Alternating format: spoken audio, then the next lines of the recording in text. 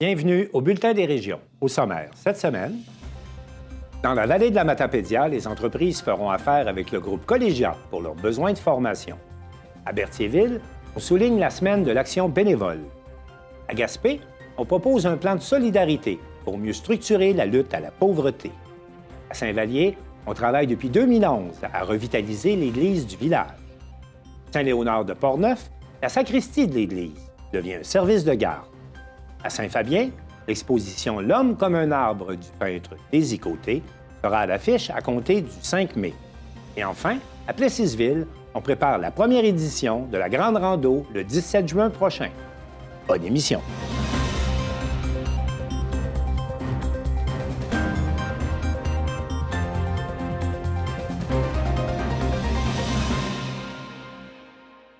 Le Bulletin des régions est rendu possible grâce à la collaboration de 20 télévisions communautaires autonomes associées à Cogeco. Vous verrez donc au cours de la prochaine heure des reportages qui vous parviennent de partout au Québec. Bonne émission.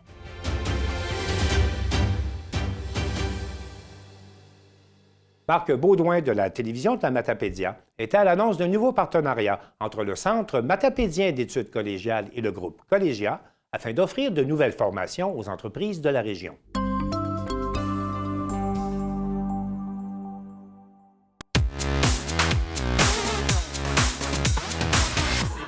Le Centre matapédien d'études collégiales, en collaboration avec le groupe Collégia, est heureux de nous présenter une nouvelle offre de services pour la formation aux entreprises dans la MRC de la Matapédia.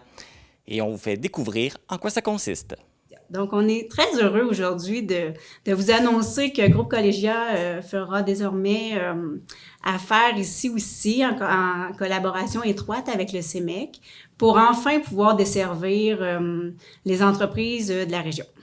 Je suis en compagnie des représentantes du CEMEC et du groupe Collégia. Donc, je vais vous laisser vous présenter. Bonjour, mon nom est Christine Dugas, je suis directrice de la formation continue Groupe Collégia au Cégep de Matane. Oui, bonjour. Moi, c'est Annie-Lydia Galland, directrice du CEMEC. Bonjour, Julie Bérubé, conseillère au service aux entreprises, groupe Collégia, CEMEC. Donc, aujourd'hui, on parle d'une nouvelle association entre le CEMEC et le groupe Collégia pour de la formation continue aux entreprises.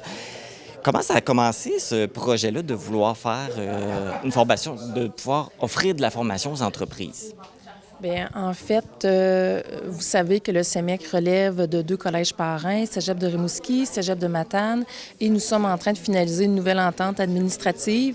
Et donc, nous avons convenu ensemble que dès maintenant, nous allions faire affaire pour le service aux entreprises avec le groupe collégial de Matane. On trouvait que c'était le bassin naturel pour le service aux entreprises, étant donné qu'ils font déjà partie du secteur Matane. Et on trouvait que ça allait de soi, donc c'est comme ça que ça a commencé.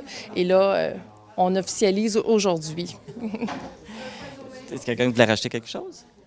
Bien, c'est un territoire qui, naturellement, était un peu convoité par Groupe Collégia parce que nous sommes présents dans la Matanie et jusqu'aux îles de la Madeleine avec notre partenaire du Cégep Gaspésie-les-Îles. Puis il y avait un petit territoire, là, la vallée de la Matapédia, qui manquait. Donc, on est bien heureux aujourd'hui d'annoncer là, qu'on va pouvoir desservir la population avec notre service aux entreprises. On est comme les irréductibles gaulois, puis là, vous les avez eus. Oui, exactement. Là, on parle de formation pour les entreprises.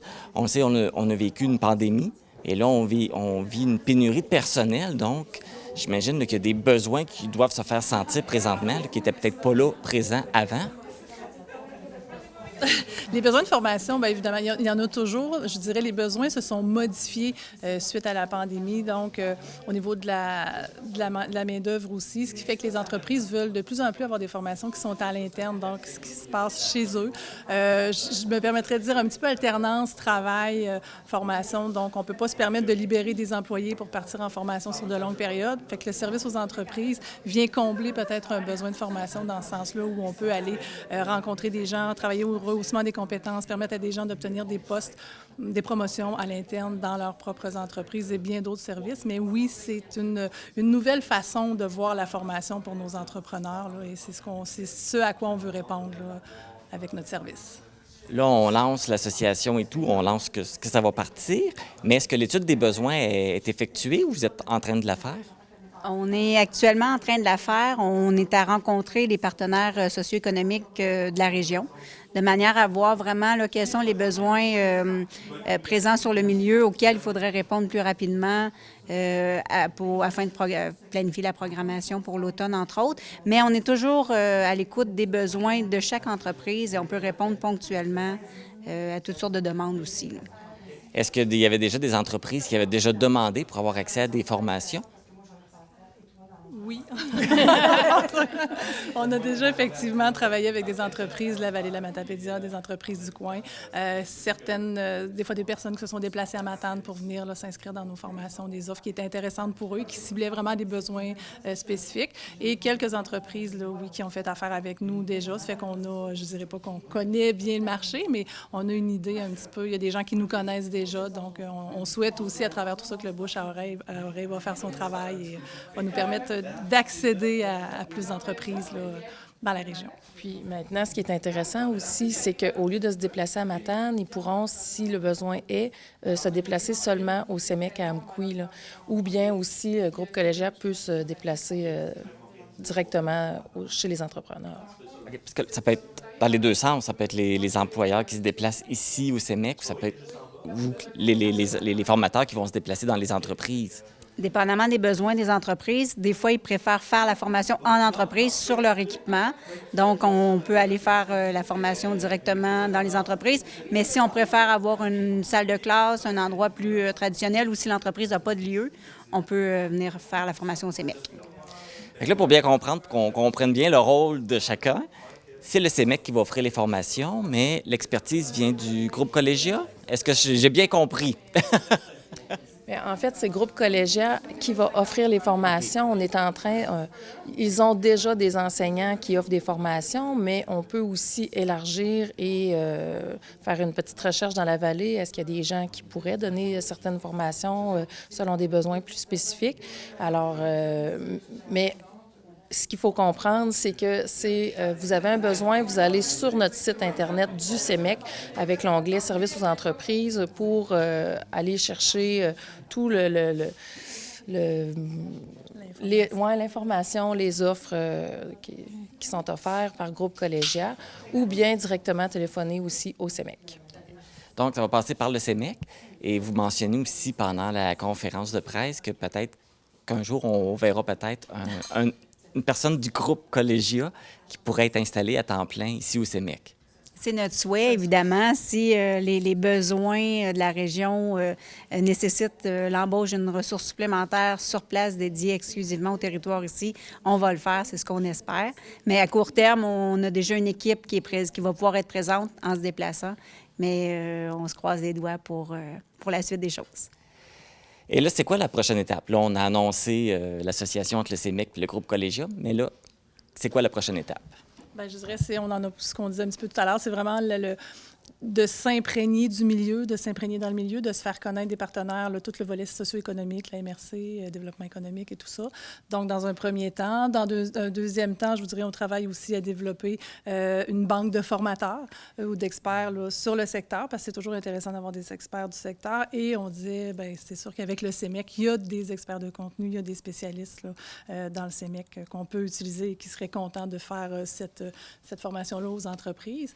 Et dans un troisième temps, bien, je dirais dans un troisième temps, mais qui est maintenant aussi, les entreprises qui ont des besoins dès maintenant peuvent quand même contacter déjà, là, d'aller sur le site et de nous contacter pour pouvoir voir si on est en mesure. Dans le sur-mesure, il y a des choses qu'on est capable d'offrir dès maintenant. Donc, à partir d'aujourd'hui, il y a des services qui peuvent être déployés, effectivement. Là, vous mentionnez aussi que vous le faites, vous êtes de la Madeleine, vous le faites un peu partout. Fait que là, vous êtes ici. Fait que c'est pas la première fois que vous vous instaurez ce genre de formation-là. Alors, c'est quoi vos attentes? Qu'est-ce que vous pensez? Ça va être quoi vos attentes pour la Matapédia? Bien, on espère pouvoir répondre aux besoins. On le sait, on entend déjà des entreprises qui font des appels, qui cherchent à avoir de la formation. Donc, on espère que le message va être entendu puis ils vont pouvoir communiquer avec nous pour pouvoir rapidement répondre à leurs besoins puis favoriser la formation continue en entreprise sur le secteur. Bien, merci beaucoup. Et puis, on vous souhaite bonne chance avec ce beau projet. Puis, on vous souhaite beaucoup de succès. Puis, je pense c'est un besoin ici, là, dans la Matapédia. Merci. Merci, Marc. Pour connaître toutes les informations concernant la formation aux entreprises dans la MRC de la Matapédia, vous pouvez consulter le site Internet du CEMEC au centre-matapédien.qc.ca.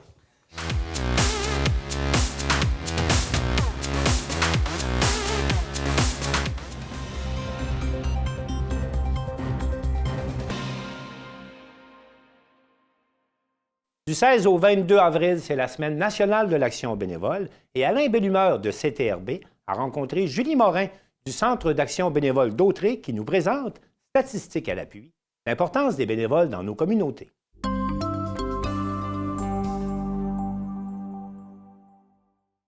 Alors bonjour, mon nom est Julie Morin. Je suis responsable de la promotion, de la gestion et de la promotion au Centre d'action bénévole d'Autré depuis 2010.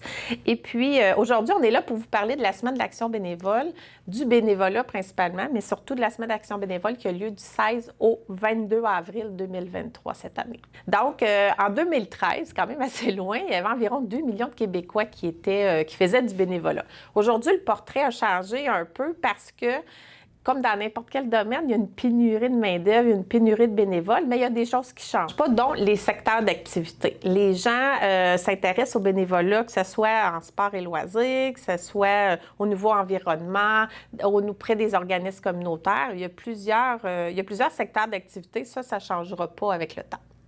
Les groupes d'âge et bénévoles, bien, nous, en travaillant dans un organisme communautaire, je vous dirais que c'est des gens de 65 ans et plus qui sont le plus présents comme bénévoles, ils ont plus de temps. Mais sinon, il y en a un petit peu dans tous les groupes d'âge. Heureusement, on a des jeunes aussi. Il y avait des statistiques là-dessus, justement. Donc, si on regardait les groupes d'âge, 65 ans et plus, c'était environ 26 %. Là, je vous parle de 2013. Mais sinon, on avait quand même, dans la tranche 35-44 ans, on avait comme 15 %. Donc, les gens trouvaient quand même le moyen de faire un peu de bénévolat. Aujourd'hui, il faudrait refaire une évaluation pour voir c'est quoi le portrait aujourd'hui, mais heureusement, on a encore des bénévoles un peu dans tous les secteurs d'âge. Le nombre d'heures de bénévoles, nous, on a statué dans le dernier rapport d'activité qu'on avait, bien, on a juste calculé les heures en transport. Là, on avait 12 735 heures de bénévolat en accompagnement de transport seulement. Actuellement, dans l'organisme, il y a 110 bénévoles qui œuvrent.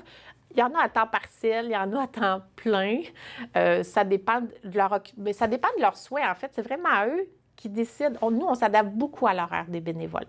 Donc, il ne faut pas que ça soit un engagement obligatoire. Il faut que les gens se sentent bien. Donc, on prend les heures qu'ils ont à nous donner. Si on regarde dans les types de bénévolat dans les services en situation de domicile, comme par exemple, un des services qui est fort populaire, la popote roulante. Donc, on a des livreurs de popotes.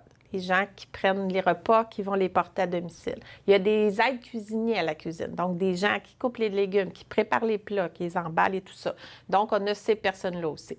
En accompagnement transport, il y a des personnes, on a beaucoup besoin de bénévoles en transport, donc qui amènent les gens de leur domicile à leur lieu de rendez-vous, à l'hôpital, au CLSC, tout ça, qui les ramènent chez eux.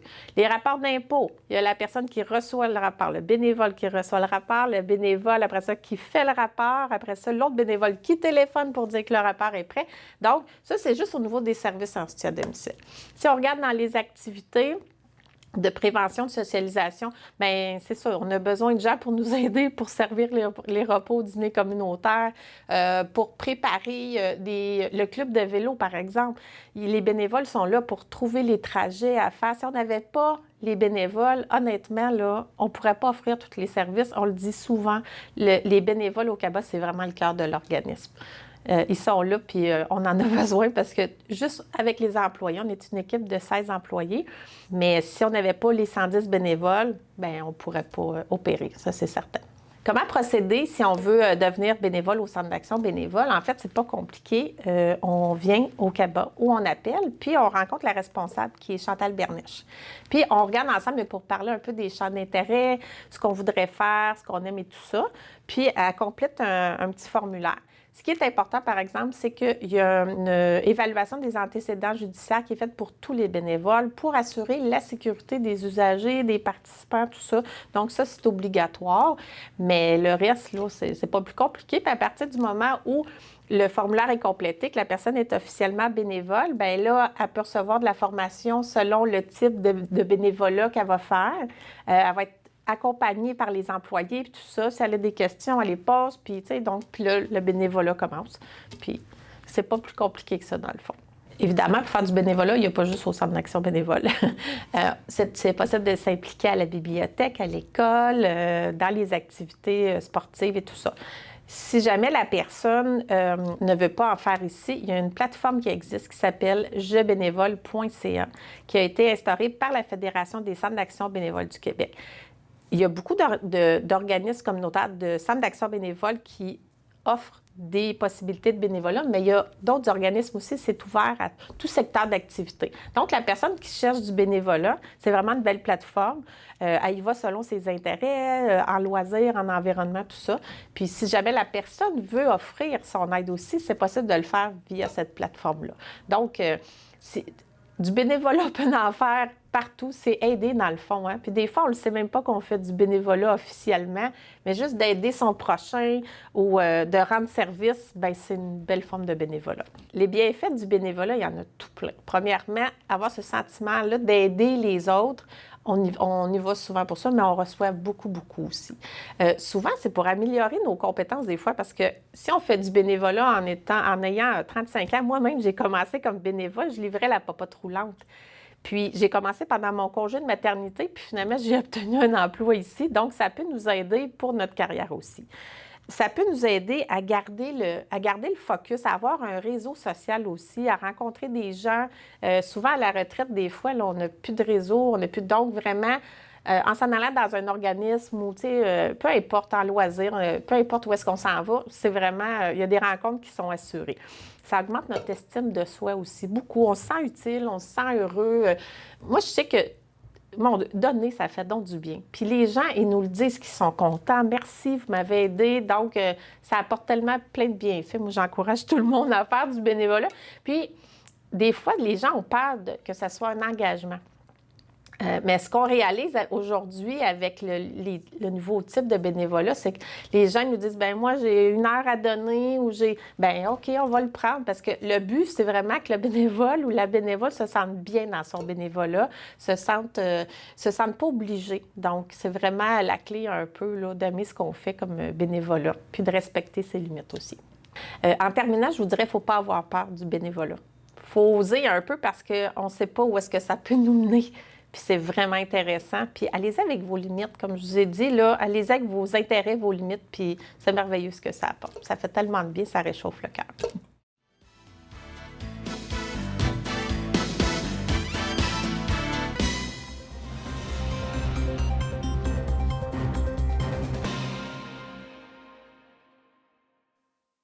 Suite au récent dépôt du budget provincial, Simon Bugeaud, qui est animateur de la zone communautaire à Télé-Gaspésie, s'entretient avec Jean-Claude Plourde, qui est le représentant de Solidarité Gaspésie. On parle de lutte à la pauvreté.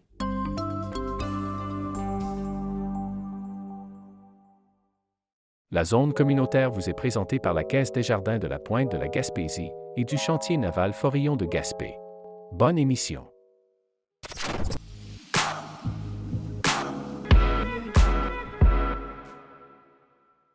Bonjour et bienvenue à la zone communautaire à Télé-Gaspé. Aujourd'hui, nous recevons M. Jean-Claude Plourde de Solidarité Gaspésie. Bonjour, M. Plourde. Bonjour. Alors aujourd'hui, vous venez nous parler de lutte à la pauvreté, d'exclusion sociale, mais surtout de votre réaction en tant qu'organisme là, suite au dernier budget du gouvernement du Québec. Ce qu'il faut voir, c'est que le programme ou le projet, le plan de lutte à la pauvreté, on va dire, au Québec, date depuis 20 ans. C'est une loi qui avait été adoptée à l'unanimité à l'Assemblée nationale. Et en arrière de ça, il y a plusieurs mesures dans les 20 dernières années qui nous ont permis justement de avoir des résultats par rapport à la lutte à la pauvreté. Sauf que dans le dernier budget Girard, il y a une mesure qui s'appelle les Alliances pour la solidarité, qu'on a perdu un investissement significatif qui remet en cause certaines actions au niveau local ou au niveau régional concernant la lutte à la pauvreté. Ces argents-là qui sont dans le budget ou qui ne sont plus, de quelle façon c'est distribué? Maintenant, c'est à travers les MRC, les différentes MRC? Le gouvernement du Québec a justement une mesure qui répartit au niveau de la région. La mesure qui a été prise au niveau de la Gaspésie, des Îles-de-la-Madeleine, c'est chacune des MRC reçoit une enveloppe et dans l'enveloppe, elle s'associe différents partenaires pour réaliser des activités de lutte à la pauvreté. Dans notre cas de la Gaspésie, c'est une mesure qui est novatrice où ce qu'on fait un plan de communauté annuel où il y a des activités qui permettent justement d'avoir des activités sur l'autonomie alimentaire, la sécurité alimentaire, l'aide à la lecture, des activités auprès de certaines clientèles jeunesse ou personnes âgées. 40 jours, cuisine collective.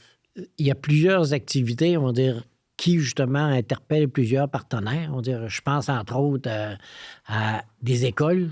L'école, on va dire, est impliquée, entre autres, dans la Côte de Gaspé, dans une activité de l'aide à la lecture pour les enfants qui ne sont pas en milieu scolaire et qui ne sont pas non plus en garderie. C'est pour vous donner l'exemple comment est-ce qu'on travaille à l'amélioration des conditions pour justement que ces enfants-là réussissent à rentrer à l'école. Les régions sont très diversifiées. Il pourrait y avoir des avis qui disent, bon, mais tous ces programmes-là, ça coûte énormément cher aux citoyens payeurs de taxes. Est-ce que toutes ces mesures-là doivent exister? Est-ce qu'il y aurait des alternatives? Est-ce que le marché en soi du travail, de l'emploi peut répondre aux différents besoins?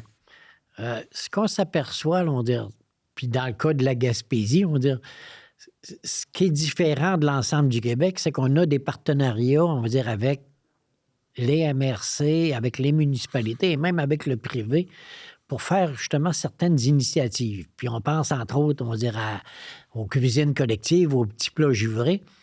Ces mesures-là nous permettent justement de sortir ces individus-là d'une précarité ou en tout cas d'une relative pauvreté.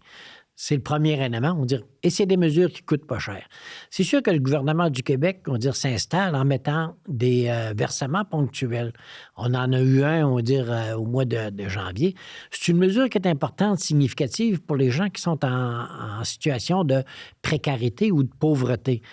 Mais nous, on pense que notre type d'intervention à long terme va être plus payante parce que ça va aider justement au milieu à aider à mieux supporter ces communautés-là. Tu peux justement, avec un chèque de 500$, te payer un peu d'épicerie. Mais dans le cas de nos cuisines collectives, quand on apprend à mieux dépenser ou en tout cas mieux utiliser nos finances pour faire à manger, on pense que ça va avoir un impact plus significatif que strictement avoir un chèque. On est conscient, on va dire que certaines mesures sont appropriées, mais dans le cas du plan de communauté, notre mesure à nous, je pense, est mieux appropriée. Qu'est-ce qui est le plan d'action à ce moment-ci pour un organisme comme Solidarité Gaspésie? Est-ce qu'il y a des représentations ponctuelles? Est-ce qu'il y a des actions là, sur votre liste là, qui sont à faire dans les prochains mois pour influencer les décideurs? Dans notre cas à nous, on a fait justement une première représentation auprès de la ministre. Il y a aussi le comité consultatif de lutte à la pauvreté, où on a justement déposé une intervention là. On a déposé aussi une intervention auprès de chacune des MRC, parce qu'on sait que la MRC a quand même des argents qu'ils peuvent utiliser dans certaines activités. Là. Ça fait que ça, c'est le premier élément. C'est beaucoup plus faire un peu de représentation. Mais la deuxième étape qu'on veut justement aller un peu plus loin, c'est que comme il y a un renouvellement du plan d'action, dans le cas du plan de lutte à la pauvreté, on a demandé à la ministre, quand elle va venir en Gaspésie, de venir nous rencontrer. Pas juste de rencontrer les gens qui sont des organismes, mais de venir aussi rencontrer des citoyens pour entendre une voix citoyenne au regard de ce programme-là. Ça fait que là, on a fait la demande, on va dire, à la ministre, quand elle va venir en Gaspésie, de nous inviter à la rencontrer pour justement lui permettre de comprendre un peu c'est quoi les besoins. Vous parliez de la ministre Rouleau. Est-ce qu'elle n'a pas justement émis récemment un communiqué de presse pour répondre un peu à ces inquiétudes? Avant-hier, on a eu une nouvelle. On va dire qu'il y avait un montant d'argent de 26 millions pour l'ensemble du Québec. On n'a pas le montant qui va venir en Gaspésie. Mais quand on pense, on va dire que par les années passées, c'était plus de l'ordre de 40 millions par année. On sait qu'on va avoir une diminution de ressources. Fait que là, on va dire, mais est-ce que l'argent va être aussi distribué également comme elle l'était à la grandeur du Québec ou ça va être plus des clientèles particulières? Ce que nous, on pense, c'est le plan de solidarité, c'est une mesure innovante, on va dire, qui permet justement à plusieurs organismes de travailler ensemble à la lutte à la pauvreté. Et c'est pour ça qu'on voudrait justement rencontrer un ministre. On pense que c'est plus porteur que de justement juste demander de l'argent. On est content, on va dire, du montant qui a été annoncé. On sait que ça va être une année assez difficile pour certaines activités. Par contre, on va dire, on devrait justement en cours d'année trouver le moyen, ou en tout cas essayer de nous faire entendre pour avoir une reconduction plus significative là, des alliances pour la solidarité. Surtout que même s'il existe des plans de solidarité, il y a un contexte actuel d'inflation. Il y a un contexte qui fait que les gens qui déjà sont précaires risquent de vivre plus de précarité encore. À ce moment-ci, comme citoyens, qu'est-ce que les gens qui reçoivent votre message peuvent faire pour vous aider dans cette démarche-là? Bien, dans certains cas, on va dire c'est participer justement aux cuisines collectives, on va dire, parce que tu peux, comme citoyen, on va dire, ne pas être en situation de pauvreté ou de précarité, mais donner un peu de temps pour aider d'autres personnes, on va dire, à faire préparer des repas. On va dire, dans certains cas, on va dire, c'est des petits plats, faire de la distribution de petits plats congelés auprès des personnes âgées. On va dire, c'est des mesures qui aident, on va dire, à que le programme se réalise ou le projet se réalise. On va dire, qui ne demande pas nécessairement beaucoup d'argent. Fait que si on peut protéger, on va dire, cette ressources-là, on va dire, de bénévolat dans les activités, on va dire, c'est le plus gros gain qu'on pourra avoir cette année. Là. Alors, M. Plourde, je le rappelle, vous êtes membre de Solidarité Gaspésie. Et comme vous nous l'aviez bien fait comprendre, je pense qu'on vit dans une communauté et qu'on mérite tous et chacun d'en faire partie, de ne pas se sentir exclu et de se soutenir les uns les autres. Est-ce que je me trompe? Et on pense que la Gaspésie est un milieu favorable à ça. Il y a une grosse expérience d'entraide puis de bénévolat qu'il faut justement protéger. Et c'est pour ça, comme citoyen, qu'on essaie de garder des mesures qui favorisent ça. Merci beaucoup, M. Plourde. Merci.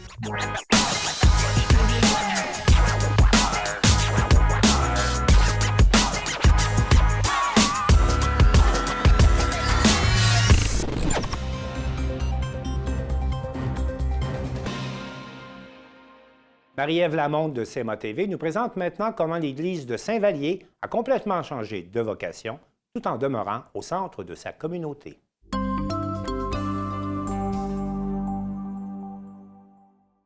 CMA TV s'est déplacé du côté de Saint-Vallier pour vous montrer ce fameux projet avec l'Église de Saint-Vallier. Projet magnifique. Et on est du côté de la bibliothèque Marie-Joseph Corriveau en compagnie de la responsable de bibliothèque, Mme Monique Rochefort. Bonjour. Bonjour. Et bien sûr de Monsieur le maire de Saint-Vallier, Monsieur Alain Vallière. Bonjour. Bonjour et bienvenue à Saint-Vallier. Merci. On va débuter avec Mme Rochefort pour nous parler justement. On va se promener avec Monsieur Vallière tout à l'heure, mais là, on va parler de la bibliothèque. Si elle était où, la bibliothèque, avant? Elle était en dessous de l'église, ni plus ni moins. À côté de la salle municipale. Et puis, comme il y avait besoin des locaux, bien, on a déménagé pour s'en revenir ici par après. Donc, c'est pour le mieux? Oui, pour le mieux. Ah oui, beaucoup mieux. Pouvez-vous nous la présenter, cette bibliothèque? Oui. La bibliothèque, ça fait déjà 36 ans, certains qu'elle existe, même peut-être plus. On a été la majeure partie du temps ici, au sol de l'Église. Et dans le projet de l'Église, il était convenu que la bibliothèque s'en viendrait ici, dans la sacristie, anciennement. C'est un espace absolument magnifique, un grand espace que vous avez maintenant pour cette bibliothèque. Oui. Qu'est-ce que vous pensez faire avec cet espace?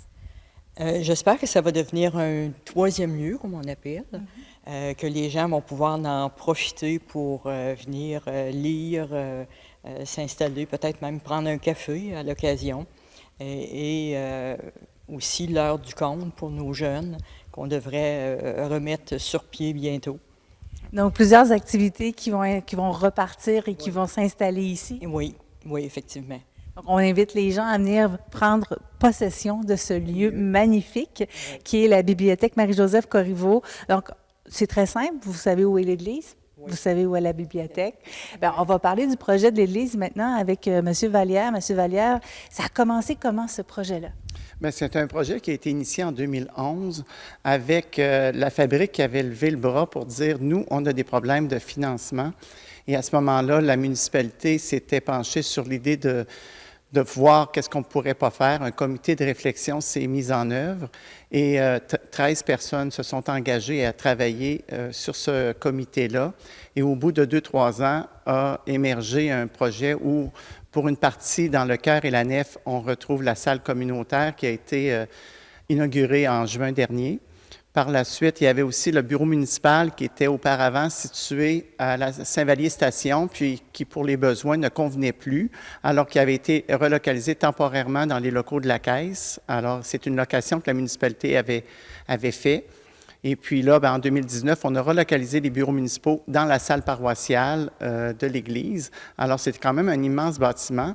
Puis dans toute cette réflexion-là, il y avait aussi la bibliothèque qui logeait déjà dans des espaces de 880 pieds carrés, je pense. Et ce qu'on nous disait, c'est que la bibliothèque avait besoin de d'espaces plus grands pour mieux aménager, avoir un petit peu plus de livres, puis peut-être un peu plus bénéficier de ce qui se retrouve dans une bibliothèque habituellement. Alors ici, c'était le projet de mettre la bibliothèque dans la sacristie, 2000 pieds carrés. Alors c'est immense, c'est grand, c'est beau. Alors on est très fiers de ce projet-là qui a quand même pris un bon 12 ans à se matérialiser, mais en fait, ça en valait la peine. Il reste encore des étapes à ce projet-là. Non, évidemment, c'était la troisième et dernière phase du projet. Alors, il y avait les bureaux municipaux en 2019, la salle communautaire en 2022 et en 2023, c'était la dernière phase du projet, c'était d'aménager la bibliothèque dans la sacristie. Alors, on est très heureux que ce soit complété après toutes ces années. Ce qui est intéressant quand on se promène ici, c'est que oui, on sent encore l'Église, on sent encore le côté ecclésiastique parce que vous avez respecté la partie patrimoine également. Oui, évidemment, on a dans tout le processus, on s'est assuré de maintenir le lieu de culte présent. Alors, il y a une partie du chœur qui est louée à la fabrique, qui tient ses offices ici lorsqu'il y a des funérailles ou d'autres offices religieux. Alors, ils sont capables de faire les offices dans une salle beaucoup mieux adaptée, beaucoup plus grande, puis je veux dire avec la possibilité aussi de recevoir et de faire des activités communautaires ou par la suite, lorsqu'il y a des funérailles, recevoir les gens et faire tout ça dans la même salle. Alors, c'est un gros plus pour toute la population. On n'avait pas de véritable salle communautaire. Alors là, maintenant, on a un lieu pour rassembler la population, l'unir le plus possible. Puis je veux dire, je pense que c'est un projet qui se voulait rassembleur. Puis là, je pense qu'on démontre que sous un même toit, on est capable de rassembler tous ces aspects-là.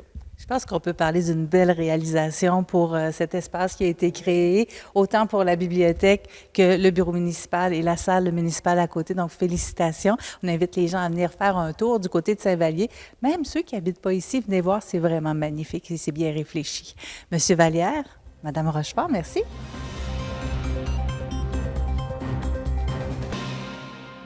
On vous présente maintenant un autre exemple de requalification d'une église avec un reportage de Danick Julien de CJSR qui nous dit comment la sacristie de l'église Saint-Léonard de Portneuf est maintenant devenue une garderie.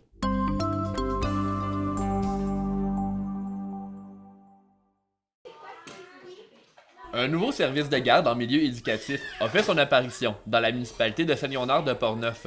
Ce service de garde s'est installé dans la sacristie de l'église de Saint-Léonard après un accord avec la paroisse Saint-Raymond-du-Nord. Il est opéré par Mme Caroline Gagné et Noémie Goyette. L'initiative a débuté il y a moins d'un an à Saint-Léonard, alors que la directrice adjointe du CPE Kangourou, Mme Geneviève Leclerc, a discuté avec les intervenants du milieu pour améliorer la couverture de services de garde dans la municipalité. Le service de garde en communauté ajoute donc 12 places en garderie dans ce village. Voici Madame Leclerc qui explique ce qu'est réellement ce type de service de garde. Bien, en fait, un service de garde en communauté, c'est une façon d'offrir des places rapidement dans le réseau. Donc, c'est un processus très rapide qui, dans le fond, est beaucoup moins coûteux que la construction d'un CPE, par exemple. Donc, ça se fait sur un laps de temps très court, puis ça offre en fait maximum 12 places dans le fond, donc 2 responsables de garde qui peuvent travailler en collaboration. Ça sert aussi à briser l'isolement de certaines responsables de garde parce qu'on sait qu'une responsable de garde en milieu familial, par exemple, travaille seule à la maison. En général, ils peuvent travailler à 2 à 9, mais là, ils ont un ratio de 2 dans le fond d'éducatrice pour 12 enfants. Fait que, c'est aussi un autre avantage, puis ils peuvent se partager des tâches aussi ensemble, dans le fond, créer un partenariat entre elles. La mise en place fut relativement rapide selon Madame Leclerc. La voici à nouveau. En fait, nous avons comme mission en fait de faire de la prospection, donc pour essayer de développer des places dans le réseau assez rapidement. Donc, j'ai communiqué avec le directeur dans le fond de la ville de Saint-Léonard et puis en lui demandant s'il y aurait peut-être un potentiel local disponible pour faire un service de garde en communauté. Puis, suite aux discussions qu'on a eues, en fait, on a organisé une rencontre avec les gens de la fabrique également. Puis, on est venu faire, dans le fond, des visites, puis on a convenu que ce serait un bel emplacement. En général, c'est un processus qui prend environ de 1 à 3 mois avant l'ouverture, si on a des requérantes qui sont intéressées à les opérer. Parce que, évidemment, avec la pénurie de main-d'œuvre, parfois, on a de la difficulté, mais il y a des gens très, très intéressés à opérer ce genre de service de garde. C'est au total de 9 projets de ce type qui ont pris leur envol dans la MRC de Portneuf depuis 2022. En fait, depuis le mois d'août, 6 services de garde ont fait leur apparition dans la région, incluant Saint-Léonard. On en a 2 actuellement d'ouverts à Pont-Rouge. On en a un à Saint-Raymond qui est ouvert également. On en a un à Sainte-Christine. Ensuite, on en a un à Saint-Casimir, en fait, qu'on essaie d'ouvrir, mais qu'on a l'approbation. Mais celui-là, on a plus de difficultés étant donné qu'on ne trouve pas encore de requérantes qui veulent l'opérer. Oui. Ensuite, on en a 2 à Portneuf qui sont autorisés. Et puis, on en a un autre de soumis pour Pont-Rouge également. Si l'on revient directement à Saint-Léonard, le pourcentage de couverture pour les services de garde a augmenté brusquement avec ce nouveau service. En fait, on avait un taux de couverture selon les statistiques de la population, là, dans le fond du dernier recensement, de 48 % avant l'ouverture ici. Et puis, depuis qu'on a ouvert la sacristie, en fait, on est à un taux de couverture de 70 % selon les besoins là, de la population dans le secteur. Donc, avec ça, j'imagine qu'il va... c'est encore dans votre objectif d'augmenter ce pourcentage? Bien, idéalement, on aimerait des 100 % dans toutes les municipalités. Par contre, c'est sûr que ce sont des objectifs qui sont quand même assez difficiles à réaliser. Mais oui, effectivement, si on a d'autres possibilités avec d'autres locaux, puis on est capable, on a de la place dans notre permis, on pourra effectivement développer plus de place. Pour les 2 responsables, le service de garde en milieu communautaire permet de travailler avec une collègue en plus de permettre le partage de tâches. Voici Noémie Goyette. Il y a plusieurs avantages. Une des principales qui est venue principalement me chercher, c'est qu'on peut travailler à 2. Donc, dans des locales qui permettent d'accueillir 12 enfants, on peut chacun avoir notre groupe. Donc, premièrement, travailler à 2, je trouve que c'est vraiment une belle opportunité parce que chaque éducatrice a ses forces, ses faiblesses. Puis lorsqu'on travaille à 2, on partage des tâches puis on peut vraiment maximiser tout notre potentiel avec les enfants. Ensuite de ça, les journées sont plus agréables au sens où est-ce qu'on a une figure adulte avec qui discuter puis remettre en question nos observations qu'on a face aux enfants. Puis, ce qui est génial, c'est qu'habituellement, on peut travailler à 2 seulement lorsqu'il y a une responsable et une assistante, alors que cette fois-ci, on est vraiment 2 responsables. On a chacun notre propre groupe, notre salaire complet, donc il n'y a personne qui vient être affecté par ça. Donc, c'est vraiment une belle avantage. Donc, au niveau du gouvernement, là, vous avez chacune des subventions. Oui, exactement. Puis moi, je pourrais prendre la décision, par exemple, d'ouvrir 5 places. Donc, je pourrais avoir un plus petit groupe parce que moi, j'aime mieux quand c'est plus tranquille.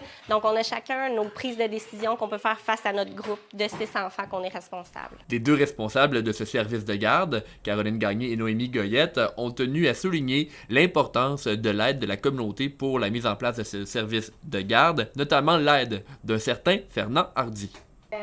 Fernand, ça a été un grand lien entre nous et la communauté. Définitivement, il nous a très bien accueillis. Puis il y a aussi, il a permis du côté du BC Kangourou, il a permis aussi à tout régler, là, dès qu'il y avait des petits problèmes, là, c'était lui qui servait énormément de liens, puis sa présence, son aide a été incroyablement aidante. Exactement, c'est quelqu'un de très généreux qui nous a aidé énormément là, pendant qu'on était en train de placer tout ce beau local-là. Les locaux de la sacristie ont tous été rénovés pour la mise en place de cette garderie. C'était Danick Julien pour CJSR.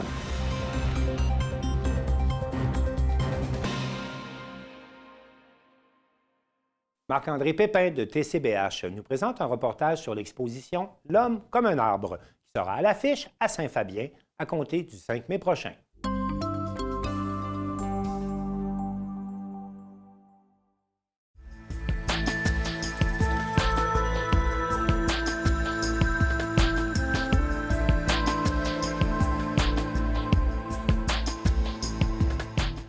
Cet événement-là, pour commencer, c'est un événement qui nous a été proposé par M. André Duprat, qui est venu nous rencontrer pour nous parler de l'œuvre de Daisy Côté, qui était natif de Saint-Fabien. Donc, tout de suite, on a accroché là-dessus parce que, évidemment, comme les natifs de Saint-Fabien, bien, ça nous fait toujours grand plaisir de souligner les réussites des gens qui viennent d'ici, surtout quand c'est de cette ampleur-là. Donc, tout de suite, le conseil municipal a embarqué aussi, moi aussi. Donc, on est parti en recherche de financement. On a été trouver des sous auprès de la MRC Rimouski-Neigette à travers l'enveloppe de développement culturel. On a approché les députés aussi, donc qui ont participé à l'événement. La municipalité aussi, évidemment, donne un petit peu de sous pour ça. Et puis, donc, c'est ça, notre soutien, il est technique, si on veut, et financier. Et puis, ça nous a grand plaisir, là, justement, de souligner une réussite d'un fils de Saint-Fabien. Là, c'est toujours quelque chose qui est très valorisant pour tout le monde, puis pour le rayonnement du village, finalement. Pour réunir un aussi grand public pour ce genre d'événement, ça prend un endroit de circonstance. Eh bien, j'ai demandé à Mme Aubu de me dire où est-ce que l'événement se déroulerait. L'événement va se tenir au pavillon des loisirs, mieux connu sous le nom d'Arena, donc dans la salle principale, là, la salle des jardins, qui est dédiée justement à des événements de tout genre. Donc, ça va être en soirée, en formule 5 à 7, mais bon, un petit peu plus étalé probablement qu'un 5 à 7, là, mais on va avoir justement une belle soirée là, en compagnie de Daisy, de sa famille, et puis de tous les citoyens là, qui voudront bien se joindre à nous pour admirer cette belle exposition sur le thème des arbres. L'Association forestière du Bas-Saint-Laurent sera également présente. Donc, j'ai demandé à Mme Aubu quelle place est-ce que l'association occuperait à l'événement. Donc, l'Association forestière agit vraiment en collaboration avec la municipalité pour organiser l'événement. Donc, ce qui s'est passé, c'est que nous, on les a approchés pour avoir peut-être un petit complément d'activité éducative. On ne pensait pas qu'ils voudraient en faire le thème du lancement, finalement, de leur mois de l'arbre et des forêts. Donc, on était super contents parce que ça rentrait comme... il y avait un alignement d'étoiles là, pour qu'on collabore ensemble à ce niveau-là, parce que c'est aussi une des visées de cette exposition-là, finalement, c'est de redonner sa place à l'arbre. Là, on le voit sur le plan artistique de façon magistrale avec l'exposition de M. Côté, mais en même temps, c'est aussi une façon de remettre l'arbre à l'avant-plan parce qu'il fait partie de notre quotidien, mais on le voit comme plus. Là, à un moment donné, c'est tellement présent qu'on ne se rend pas compte de toutes les implications symboliques que ça a dans nos vies. Donc, c'est une façon aussi de reprendre conscience de ça à travers l'exposition, puis à travers justement cette participation-là de l'Association forestière Bas-Laurentienne, qu'on remercie d'ailleurs chaleureusement. Avant l'exposition, un geste symbolique va être posé ce jour-là.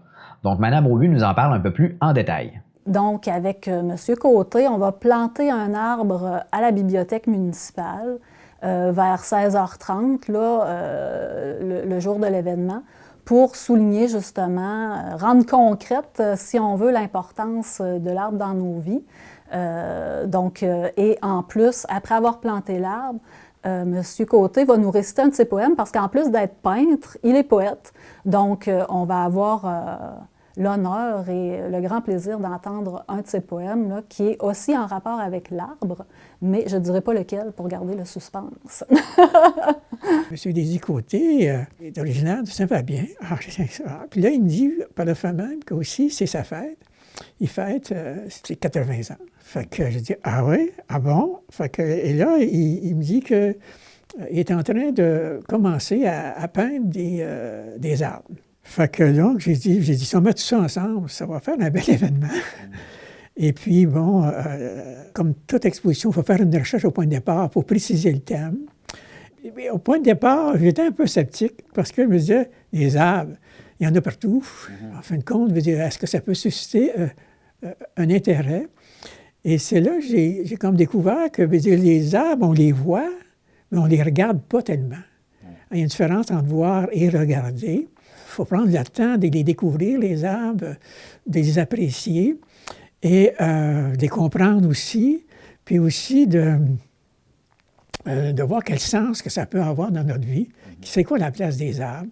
M. Désy-Côté a été fantastique dans le sens qu'il m'a amené à donner un sens aux arbres et aussi à trouver le titre de l'exposition, le thème de l'exposition. Et c'est là qu'il a sorti l'idée, il dit l'homme comme un arbre. Le thème n'est pas original. Okay. Dans la Bible, on présente l'homme comme un arbre. C'est de voir que c'est un thème fondamental. L'arbre est un végétal qui, veut dire, a une symbolique extraordinaire. L'arbre, ce n'est pas quelque chose de simple, c'est complexe parce que c'est très riche en symboles.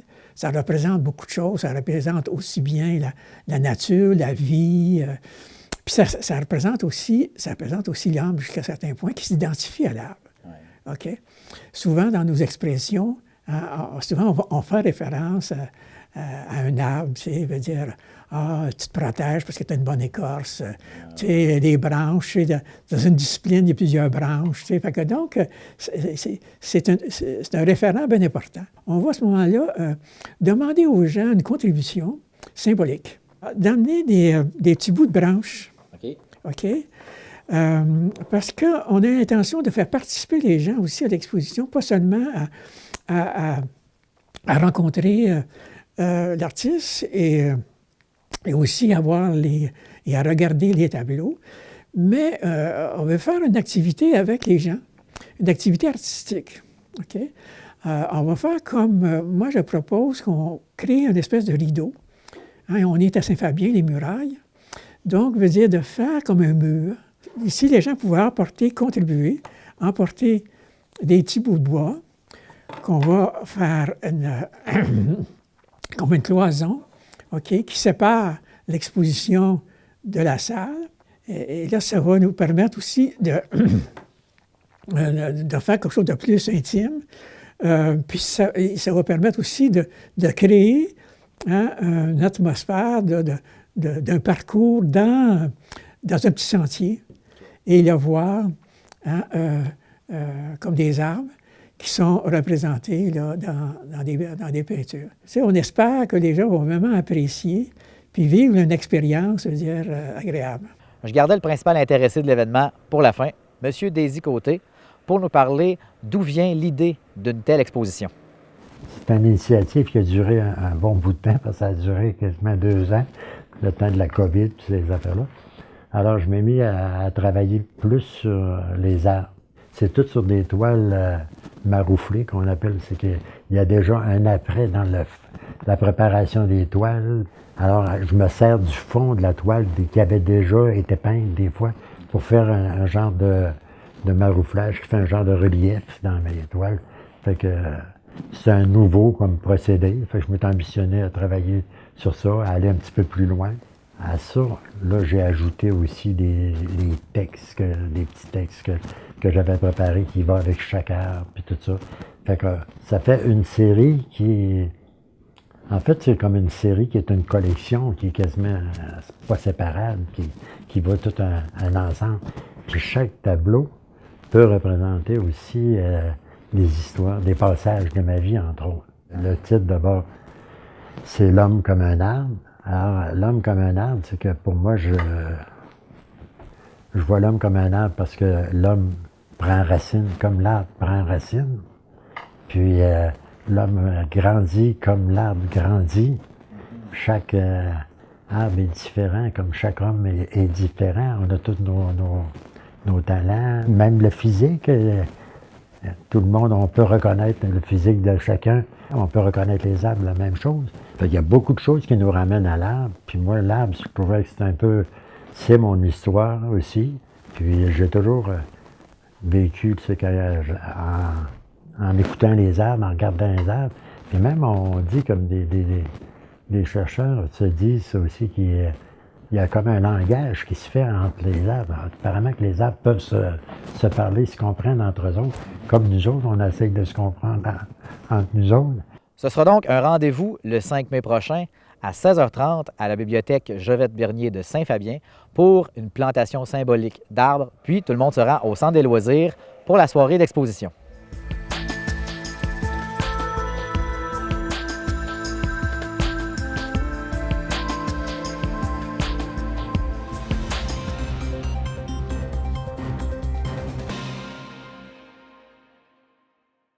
Une nouvelle activité verra le jour le 17 juin prochain à Plessisville. Il s'agit de la Grande Rando et Sylvana Suarez de la Télévision de l'Érable nous a préparé un reportage.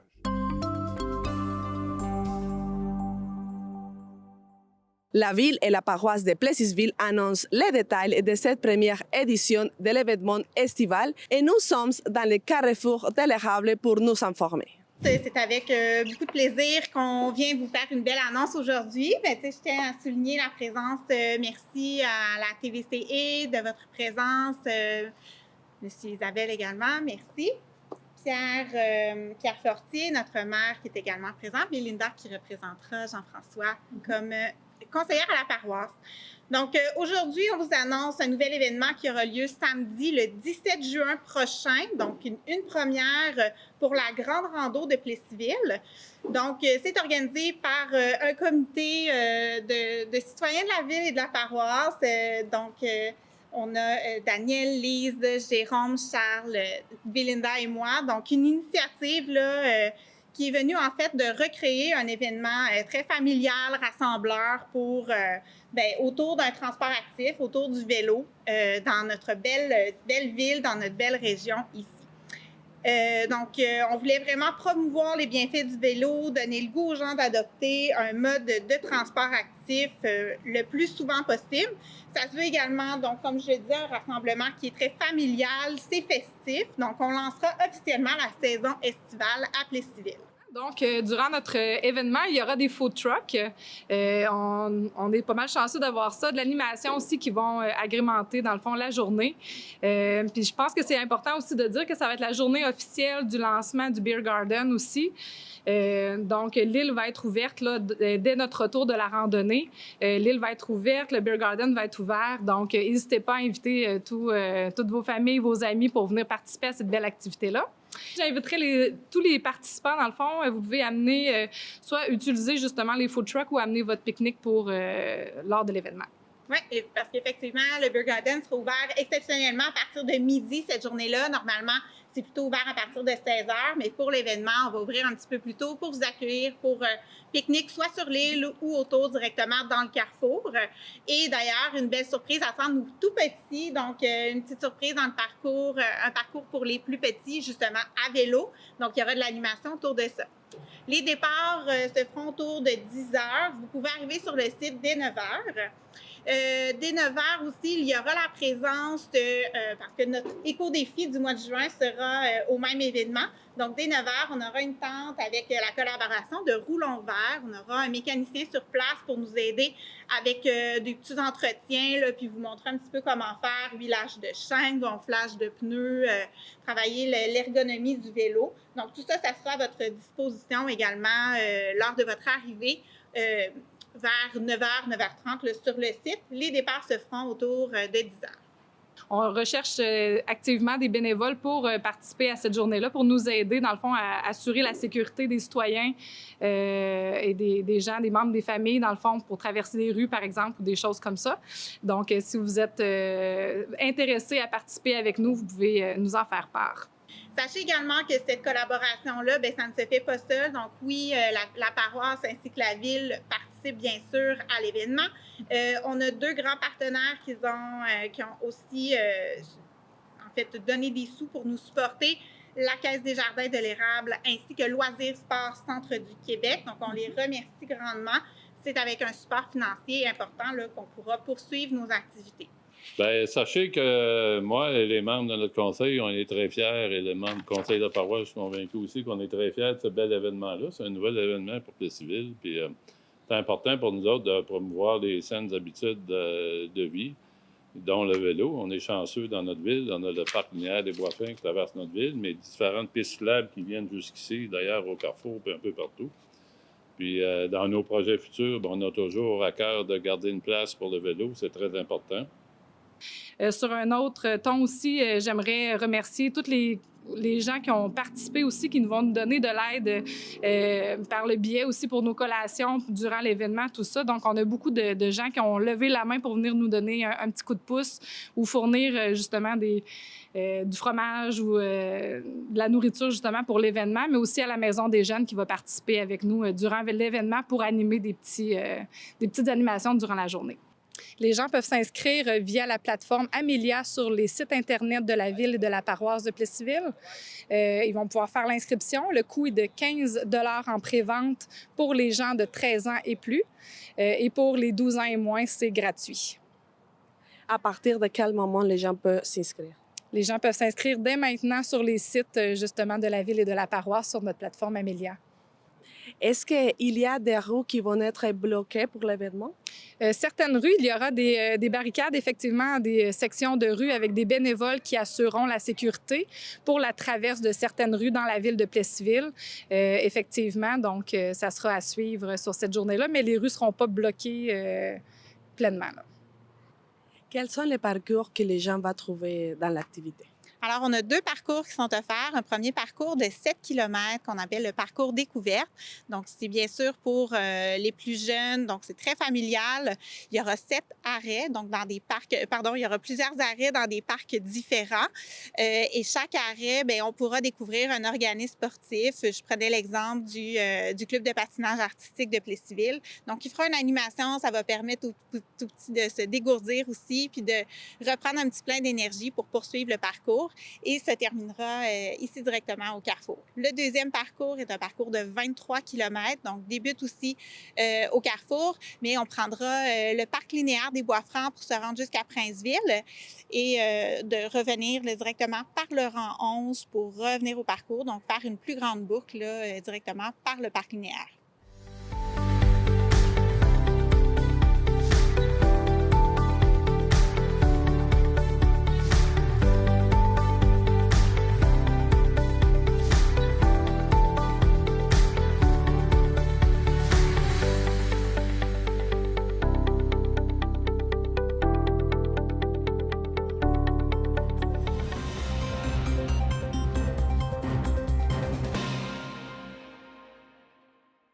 C'est tout pour le Bulletin des régions. Cette semaine, on espère que ça vous a plu. Je remercie toutes les télévisions participantes et je vous dis à la prochaine.